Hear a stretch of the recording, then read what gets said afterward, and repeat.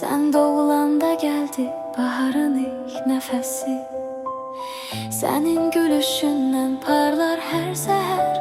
Gözlərin elə bil göydəki ulduzlu sənə bələlət. Sən yaz çiçəyi tək açıldın, böyüdün. Hər baxışınla sevgini qəlbimə yığdın.